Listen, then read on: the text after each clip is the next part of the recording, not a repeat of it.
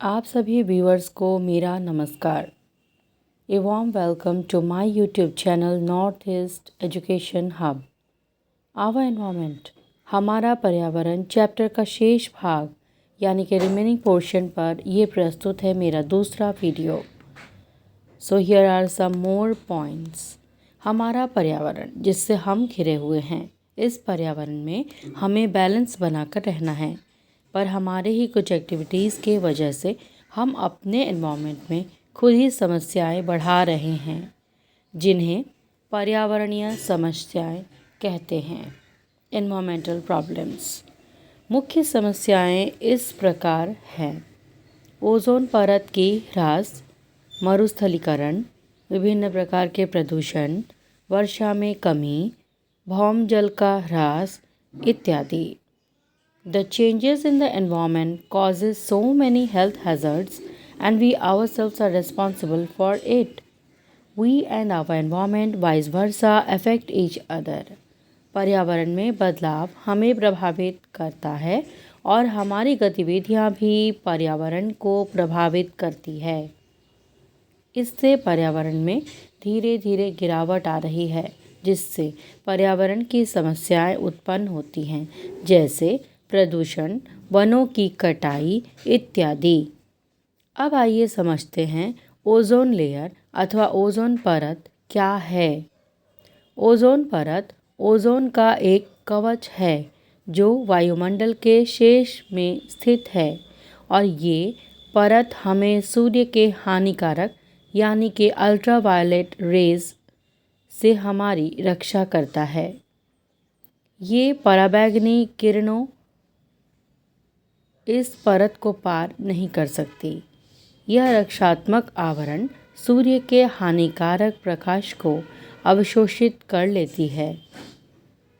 ये रक्षात्मक आवरण जीवों की स्वास्थ्य संबंधी हानियाँ जैसे त्वचा, कैंसर, मोतियाबिंद, कमज़ोर परिरक्षा तंत्र, पौधों का नाश आदि से रक्षा करती है। ओजोन परत मुख्य रूप से समताप मंडल में पाई जाती है, जो कि हमारे वायुमंडल का हिस्सा है। ओजोन ऑक्सीजन का ट्राइएटॉमिक रूप है, जो ज़मीनी स्तर पर जहर टॉक्सिक गैस है और वायुमंडल में हमारे लिए एक वरदान है। ऑक्सीजन डायटोमिक रूप में यानी कि ऑक्सीजन गैस के रूप में हमारे लिए अमृत है, जीवन रक्षक है, परंतु वही ऑक्सीजन ट्राइएटोमिक रूप में हमारे लिए विष है। It is a deadly poison in triatomic form. This layer is present at higher levels of atmosphere, that is stratosphere. Formation of ozone molecule. तो आइए जानते हैं ओजोन मॉलिक्यूल कैसे बनता है। The high energy UV radiation break down the oxygen molecules into free oxygen atoms. Then this O UV rays effect के बाद दो ऑक्सीजन एटम्स में टूट जाता है। ओजोन का निर्माण प्रकाश रासायनिक क्रिया का परिणाम है। These atoms then combine with oxygen molecules to form the ozone molecule. Oxygen gas फिर एक ऑक्सीजन एटम के साथ कंबाइन होकर O3 ओजोन का निर्माण करती है। ये ओजोन का परत हमें हानिकारक किरणों से बचाता है, परंतु इसका ह्रास डिप्लीशन शुरू हो गया है। डिप्लीशन ऑफ ओजोन लेयर क्या है, आइए जानते हैं। The decrease in the thickness of ozone layer over Antarctica was first observed in 1985 and was termed as ozone hole. Ozone की मात्रा में इस तीव्रता से गिरावट का मुख्य कारक है मानव संश्लेषित रसायन CFC, क्लोरोफ्लोरोकार्बन। इसका उपयोग शीतलन एवं अग्निशमन के लिए किया जाता है। 1987 में संयुक्त राष्ट्र पर्यावरण कार्यक्रम UNEP में सर्वानुमति क्योटो प्रोटोकॉल बनी कि CFC के उत्पादन को 1986 के स्तर पर ही सीमित रखा जाए। आइए अब जानते हैं इस अध्याय का मुख्य और अंतिम भाग, कचरा प्रबंधन। Garbage disposal.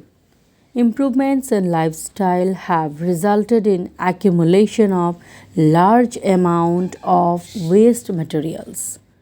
Garbage contains following type of materials, specially कचरा दो प्रकार का है जो उत्पन्न होता है। एक है जैव निम्नीकरणीय तथा दूसरा है अजैव निम्नीकरणीय।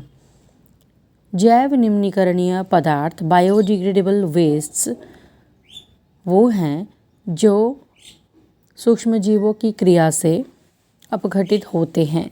Substances which can be decomposed by the action of microorganisms are called biodegradable wastes. For example, fruits and vegetable peels, cotton, jute, dung, paper, etc.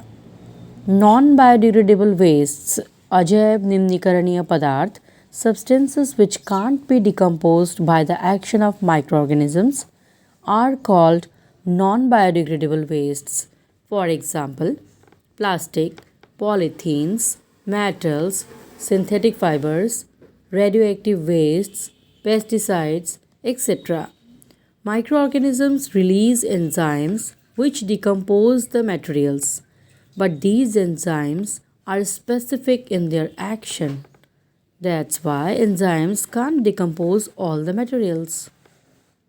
Though this is a big problem for environment, but we have so many ways to overcome this situation. So let's discuss some methods of waste disposal. कचरा निपटान के कुछ विधियों को जानते हैं। आइए, पहला है biogas plant. In this plant biodegradable waste can be used in biogas plant to produce biogas and manure. खाद और बायोगैस को उत्पादित करने के लिए बायोगैस प्लांट का इस्तेमाल किया जाता है। दूसरा है sewage treatment plant. The drain water can be cleaned in sewage treatment plant before adding it to rivers. नदियों में बहाने से पहले नाले की पानी को साफ किया जाता है सीवेज ट्रीटमेंट प्लांट में। थर्ड है land fillings. The wastes are buried in low lying areas and are compacted by rolling with bulldozers. खाली जमीनों में बुलडोजर्स की सहायता से